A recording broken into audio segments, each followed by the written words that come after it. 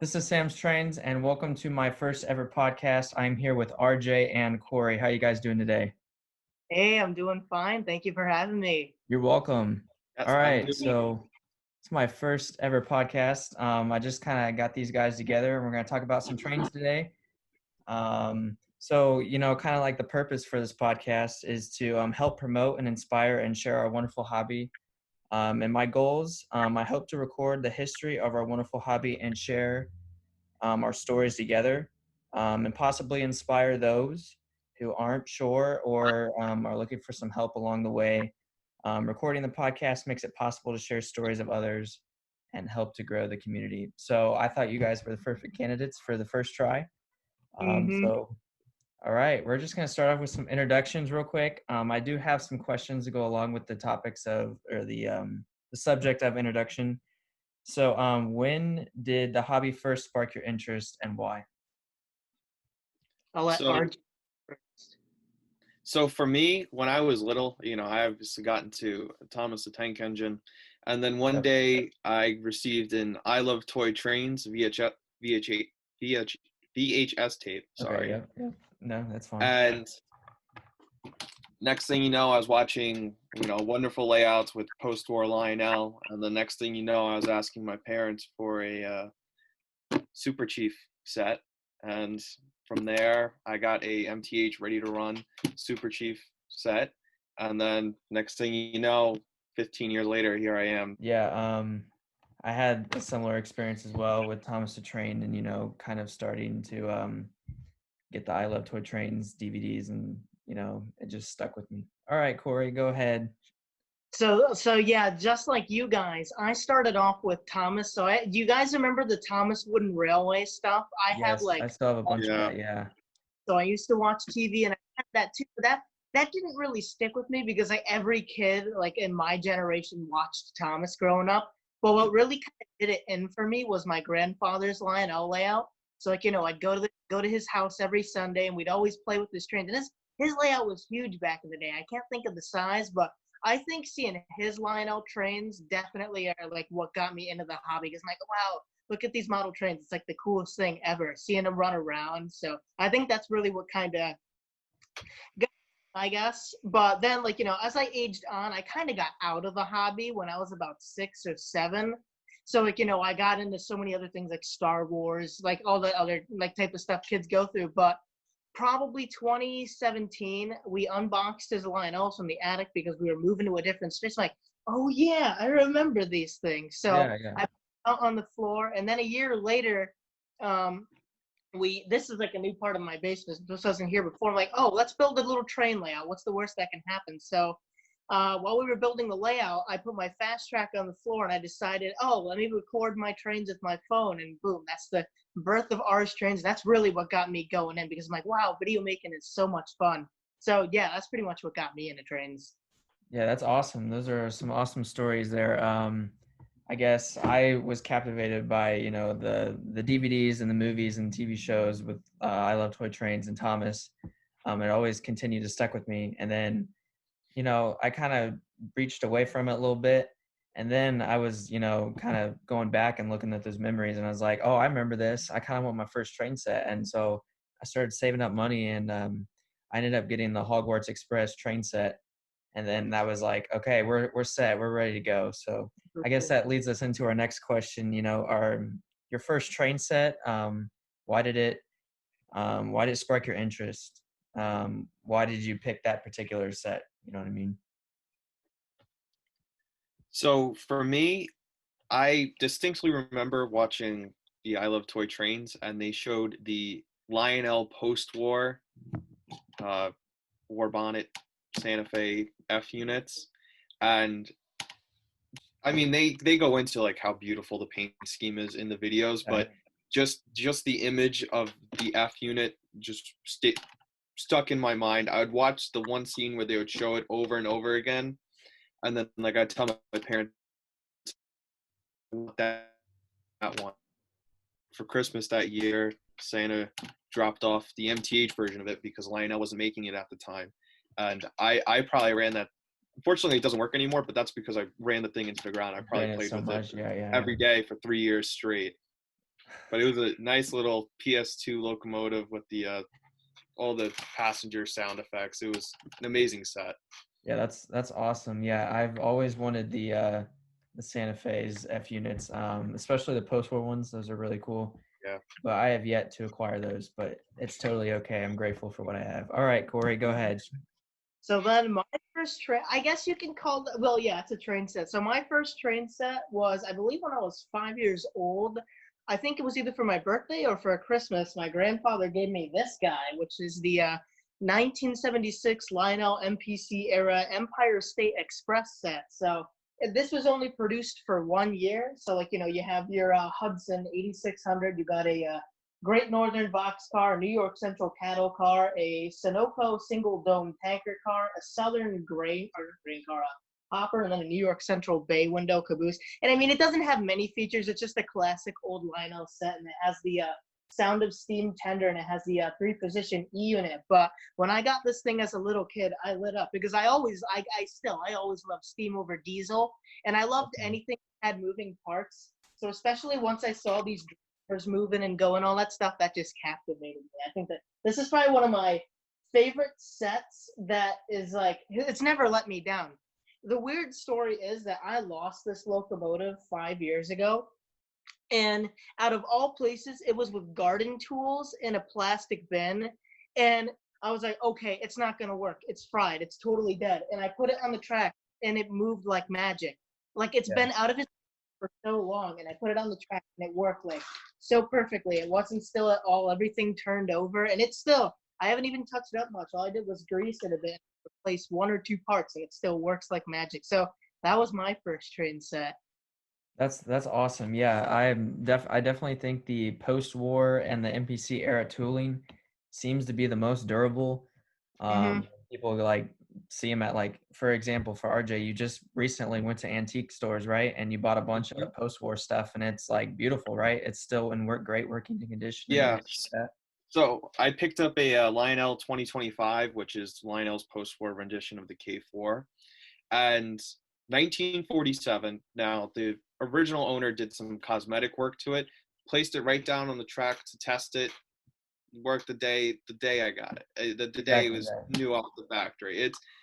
You wouldn't expect that from a newer Lionel locomotive, for Mm-hmm. Yeah. that matter, with all the upgraded electronics.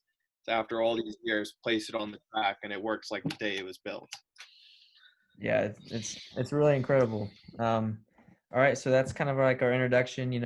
One last question before we move on to our next topic. What was the pivotal moment where you were like, "This is my hobby. This is what I'm going to stick with"? Corey, I got to think about this for a second. Yeah, I was waiting on you, but well, I guess my pivotal point is what got me in the hobby. It was like definitely starting my YouTube channel, RJ.Trains, because before that, like I said, I didn't have much interest in trains.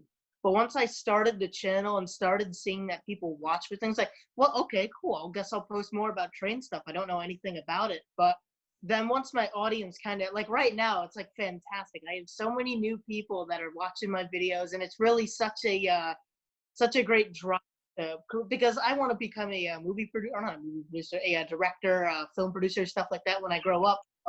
Filming model trains and stuff like that is really what keeps me going. And then after my Amherst video this year was 2020, once I took my long break and started I'd like, okay, let's try Lionel videos again.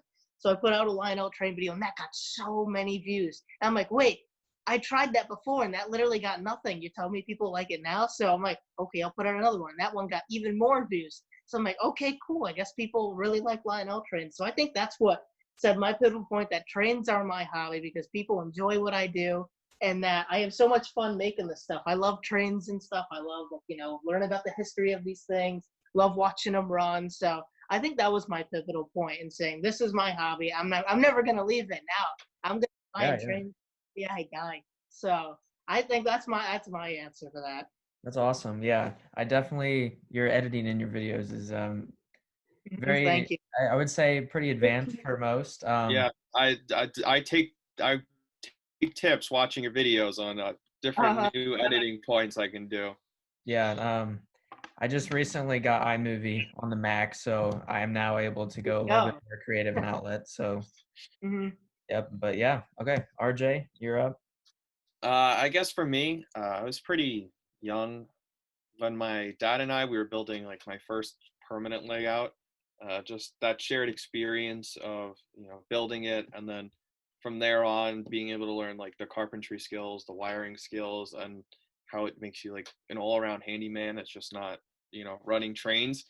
I was just really captivated by it, more than video games because it was something that I could do my hands and figure out how things worked. And I've I've taken breaks here and there from the hobby, just something else piques my interest at the time. But I've consistently stayed and bought model trains for a long time now.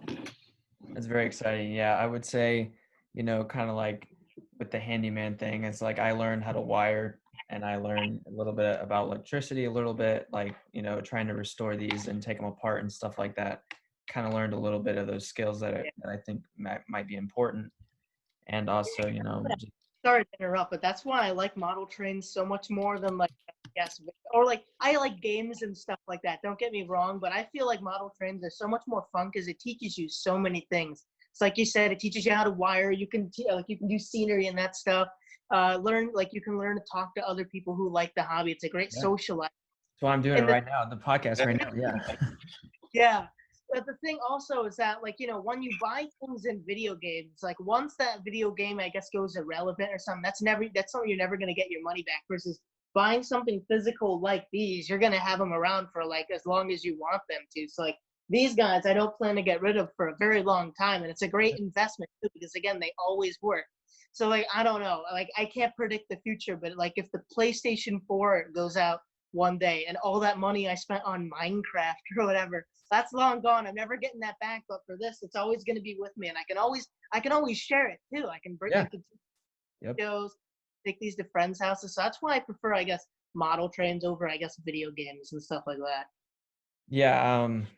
Like with the hobby and stuff, it's interactive. You can literally do whatever you want, as long as, you have the money to pay for it, I guess. And for video Yeah. games, you can only go so far. That's why I'm kind of like doing this podcast because I feel like a lot of the youth Hmm. kind of leans towards podcasts. I don't know. Do you guys listen to podcasts? I don't listen to Yeah, podcasts too often, but they're entertaining to watch. It's fun to watch guys talk about their different stories and stuff like that. I mean, sometimes I listen to it on the car on the way to work, but I just think it's a good way to like help promote our hobbies. Could be something else that you might enjoy. Just with an open mind, just go out for it and just try it. And if you don't like it, then you can just sell it, you know? Yeah, there you go. You can practically get your money right back. Yeah. And like The other another, fun thing of model trains is that you can create your own environment. That's kind of off the scenery thing though, but you can model whatever you want. I've yeah, seen people do like space trains type of thing or Wild West, North America. I've seen people all over the world just nearby. There's a guy, I can't remember what house he's in, but he has a huge like German-based model railroad, which is super cool. So it where has in all the Kyoto, it's so detailed. I just can't, it blows my mind. hmm I know it's stuff's so cool. So that's why, again, another reason I love model trains because you can create your own environment. You can add figures or stuff. You can add cards. You can add buildings. You can have your own environment, I guess, really. So that's another reason I love it. Yeah. Anything you want to add, RJ, before we move on? yeah, no, just building your own little world. I mean, on my layout, I repainted, an old Lionel station to look like the station that's in my own hometown. It's little stuff like that where if somebody comes and visits your layout, you can say, "Oh, wait, that's something you actually see in real life," and you're able to create your own little world, and just being able to put your head down at track level and see the trains go by as if you were a rail fan on your own layout. Mhm. It's those little things about the model railroading hobby as a whole that makes it so much get so much enjoyment out of it, especially putting so much work into it. Yeah, and when so I had an older layout, but it had basically no scenery at all. It was just a grass mat with some loops of track and stuff like that. And so I redid it and everything like that. And so I decided, well, I recently came back from a trip to South Dakota, and there's nothing out there, but we were in the Black Hills area, and it was beautiful. I mean, it was mind blowing. And I was like, I'm gonna model my my train table like that. So my big mountain on my layout, if you see in some of the videos and stuff like that, I tried to do my best to make it look like the Black Hills of South Dakota. So yeah. Mhm. Super cool. I love when people model stuff off of like what RJ was saying with his own station. I love when people model things after real life or places they have connections with.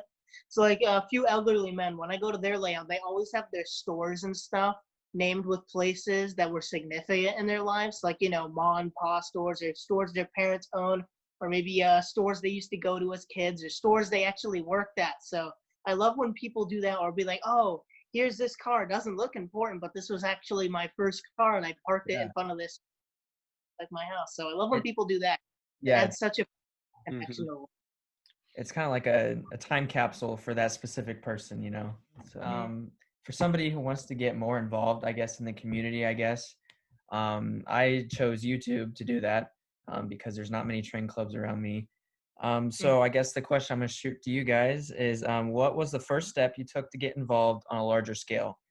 Whether that's train shows, community events, YouTube, and if you are currently involved in something, why are you?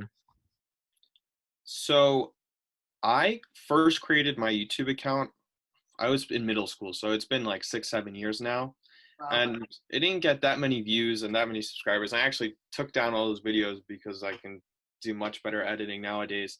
But that was my first like putting myself out there in the community. And shortly after I did the whole YouTube thing, I found the OGR forum, which I'm still part of today. And if you guys don't know what the OGR forum is, it's basically everybody that's in O-Gauge railroading. They get to post pictures of their layouts, what they're buying, what they're doing to their layout. And it's just thousands of people from across the country putting their own input into the hobby and discussing it. And you can get a lot of valuable information from it. So I'll post on there and read what other people are doing and try to take those tips and use it on my layout. And then I recently restarted my YouTube channel, RJ.Trains, and it's been taking off a little bit lately. And now here I am on the podcast. Yeah, hopefully this podcast will be a success, so we can share our wonderful stories together and collaborate together. That was one of the reasons why I chose to do the podcast. All right, Corey, go ahead and let me know your answer. Alrighty, so this one, again, how I got started in a hobby for this was my YouTube channel, because before that, I used to go to the Amherst train show a lot, which is in Massachusetts each year. I'm not sure if you guys have heard of that. And I always do videos on it, but I kept going there, so that's kind of what kept me up. And like I said, I did film my grandfather's trains on the floor, and I had a lot of fun with that. So as I was growing apart, I didn't know anybody in the train community. I didn't know anything, but with YouTube going along, I was finding more places. I'm like, alrighty, there's this club down the road. I'll see if they can let me do a video at that. And now, it's growing more and more. So I'm a part of a lot of clubs today. I'm a part of the NMRA, which is the National Model Railroaders Association, the Hudson Berkshire Division, which is a model railroading club where we all meet together and share different what do you call them, workshops and stuff like that. So like, oh, how to weather, how to do scenery, wiring. Then we'll visit other people's layouts, and then we'll go to conventions and stuff like that.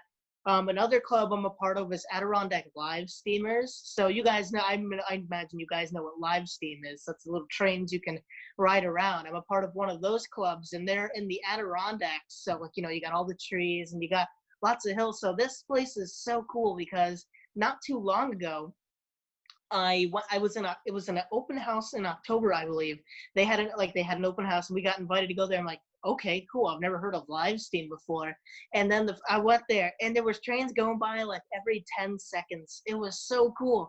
There was actual live working steam engines scaled down. There was all these Erie Lackawanna F units. There was all these switchers, and then carried the little cars with people on them. I had probably one of the best days of my life there, because I'd never felt more happy seeing all these little trains going by, and I had my camera with me too. So I'm like, already I can make an RJ.Trains video off this. So I did put that video out, and then the club guys noticed it, and they're like, yo, that video is super cool. Do you want to be a part of the club? And I'm like, hey, absolutely. So that's how I joined their club, and unfortunately, due to the stay at home right now, we were supposed to be having our spring meet coming soon, So that's when people all over the country, like, on the East Coast and some from over the world, there's a guy from the UK who comes each year, would come to the spring meet, bring their trains, and we'd run their trains all around. So I was looking forward to that, but unfortunately it got canceled. So hopefully it's not going on for much longer so we can get to more work, because it's hard to go to the place because a lot of the guys there are much more of the what would you call them, at risk type of men, like, they're a lot Okay. older, so if Mhm. they were to get COVID-19, they wouldn't do very well, versus, like, guys like us where we're a lot younger, our immune system right now is like top peak or whatever you'd call it. But yeah, so that's how I got in the ALS. And another club I'm trying to join right now is the Capital Region Model Railroad Club. So I didn't know about these guys. I know that they had their layouts at local train shows. I'm like, oh, okay, yeah, that's cool. But there's in Mechanicville, New York, which is a place where I'm nearby, there's an old Delaware and Hudson switch tower called the XO Tower.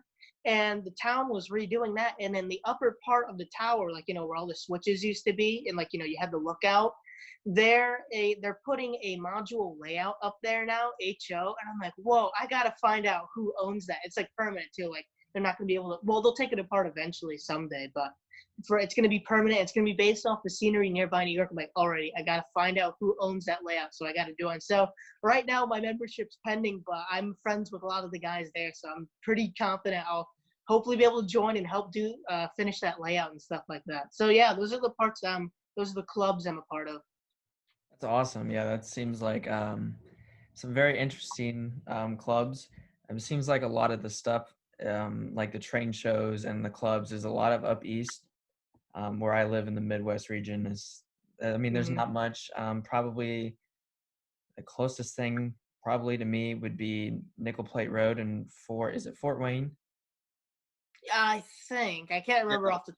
Fort Wayne Historical Society owns 765. Okay, I think that would probably be the closest thing. But other than that, I mean, it's kind of hard. So that's why I'm trying to do it Mhm. technology until I can, I'm a little bit more free and stuff like that. So awesome.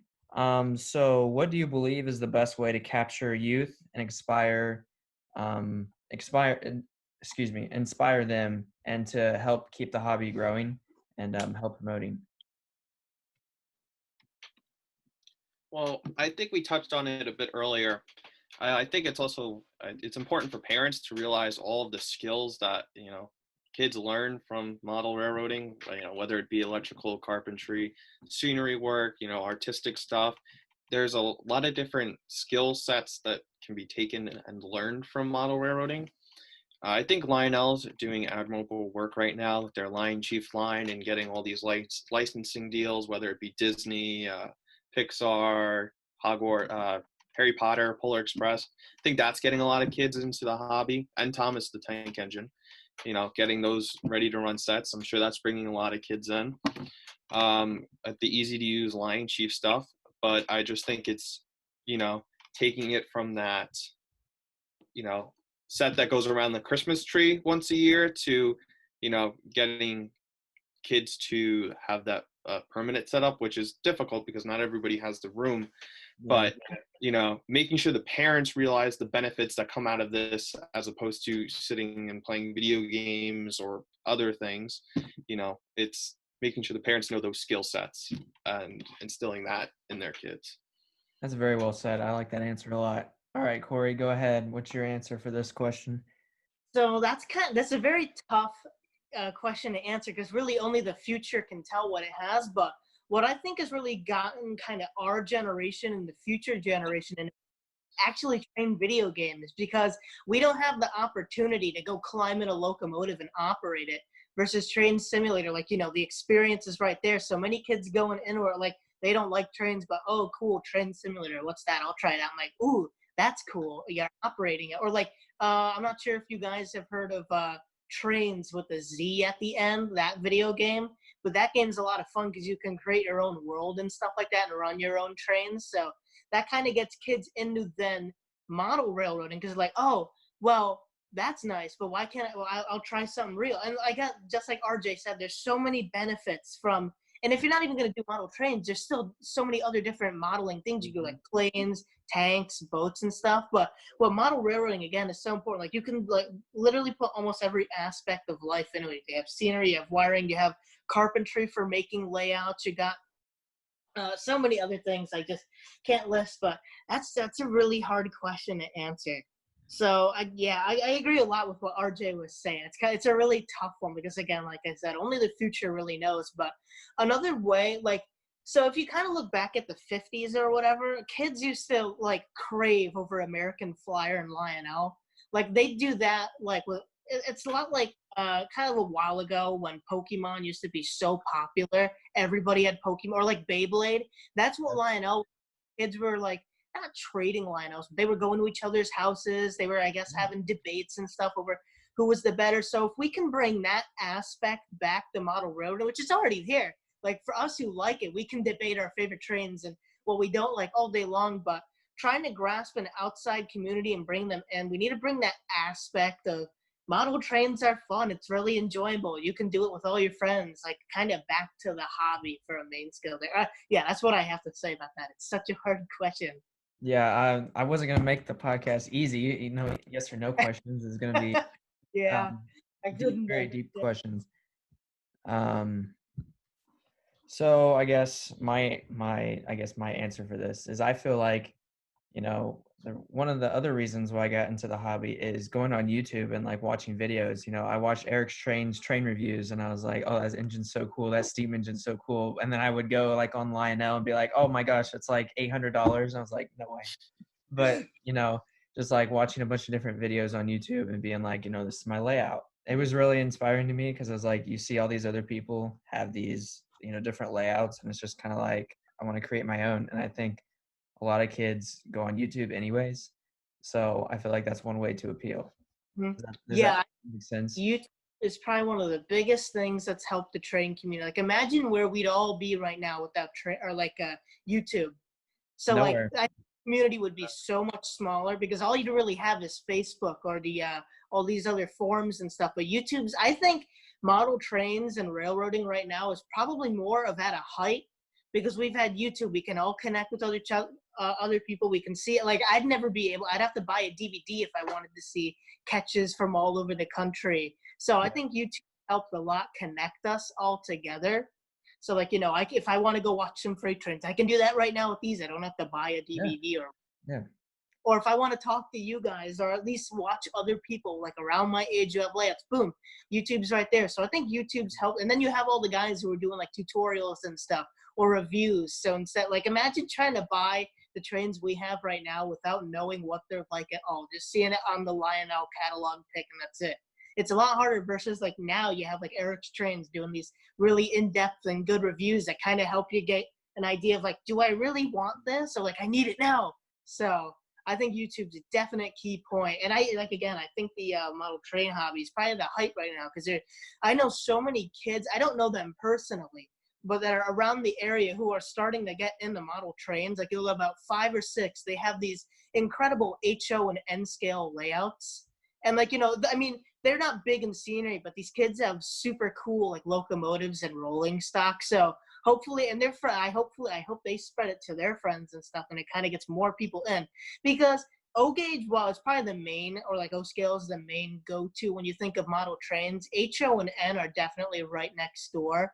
And I guess if it's the future, people are probably going to switch more to HO and N if they haven't already, just because it's a lot smaller. So, well, you Mhm. were talking earlier about, I guess, space and stuff like that. So, N scale, you really don't have to worry about space. Like, imagine what I could do with my layout if it was all It N would be scale. massive. Yeah. Yeah. I know. I could, like, make the Yeah. entire corridor. Yeah. Very well said. All right. So as we wrap things up, again, thank you guys for coming on. It's amazing. Thank you. I've never met you guys before, and we all met, I believe, on YouTube. And so, you know, kind of coming together and creating a podcast to share to the whole community. It's amazing. So, last question for today. What part of model train history was most influential in your opinion? I mean, you can go any scale or anything like that, as long as you somewhat answer the question. What part of the model train history was most influential in your opinion? Well, I would have to say, post-war Lionel, the classic post-war Lionel, 46, 47, when they're coming out with their steam locomotives, the GG1, the F units. Lionel had gone in the dark for a while. It was making Navy parts during World War II. Before that, you had the Great Depression, and they were resorting to making wind-up trains, to get by and whatnot. And then, bam, comes out of the World War II with these realistic, for the time, steam locomotives that had smoke and lights, and Yeah, definitely. that the takeoff from there, and creating it into like a true global hobby. I think that even though they, you could argue they took a dip with the MPC era under General Mills, but that's what's propelled us to this zenith that we're at now with all this great technology that's in the hobby. Oh, Very I well absolutely. Yeah, I guess I'll give my feedback. So I also think post-war is probably the main role, the key factor in model running today, because like RJ said before, Lionel wasn't doing much, and before you had the pre-war sets, which were nice. Like who would not want a nice tinplate train? But those things were not very affordable. Only like very, I guess, upper middle class and like first class families could afford that, because those train sets cost a lot back in the day. But then once the post-war era kind of rolled on, it was sets that nearly every family could afford.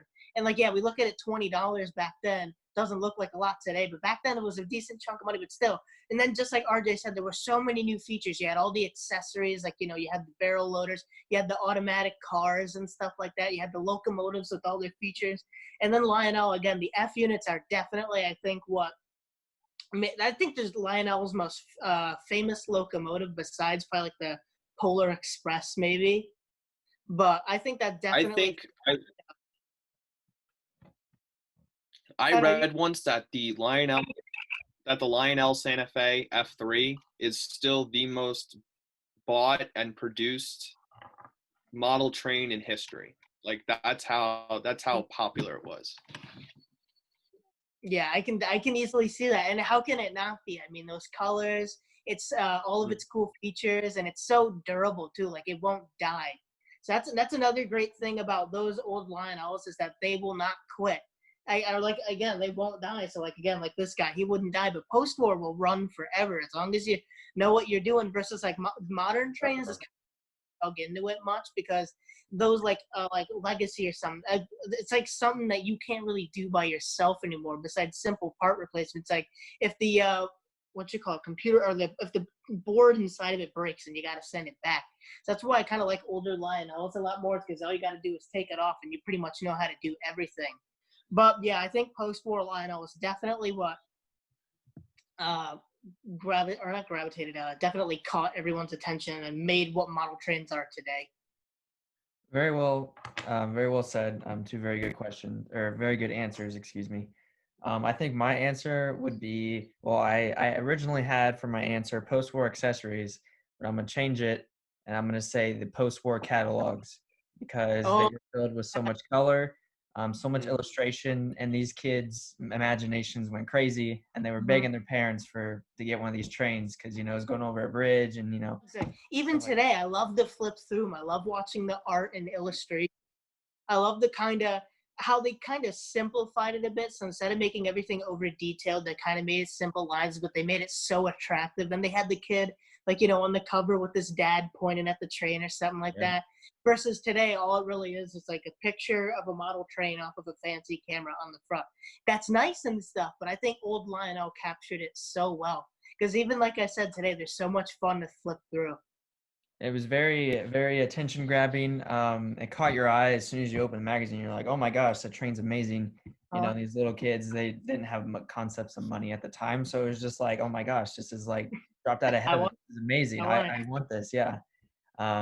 Very good sales tactic. I don't remember correctly, but did Lionel like actually hire like like an artist to help like paint these like amazing sales ads and stuff like that? Yeah, I'm pretty sure that they if they didn't have an in-house team, they definitely hired out someone to do all. I mean, they were paintings. They were actual pieces of art. Mhm. That's the other thing too. There was some I'm not sure, craftsmanship in there as well. So Yeah. all right. Well, thank you guys for coming on the first ever podcast.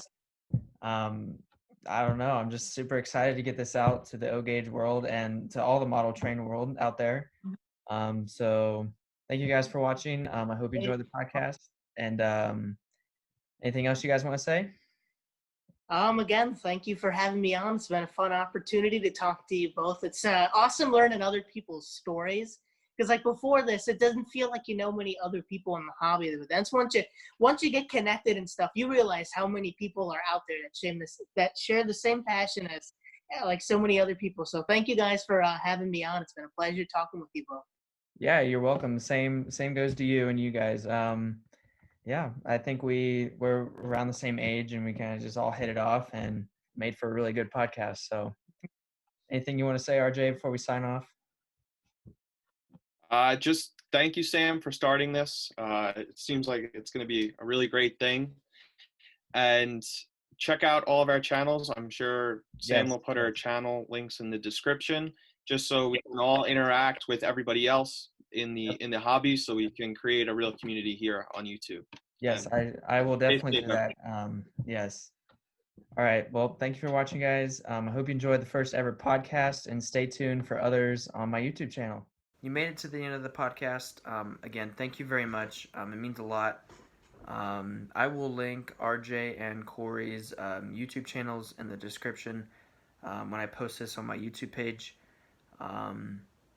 Hope you guys enjoyed. You kind of learned something from everybody, kind of learned everybody's story. In the comments below, let me know what you thought about the podcast. What are some of your favorite parts and stuff like that. Also, if you are interested in sharing your story, let me know in the comments below, and I'll do my best. Other than that, thank you guys for watching. Stick around. I do have some other videos coming out soon. Again, thank you for making it all the way through the podcast.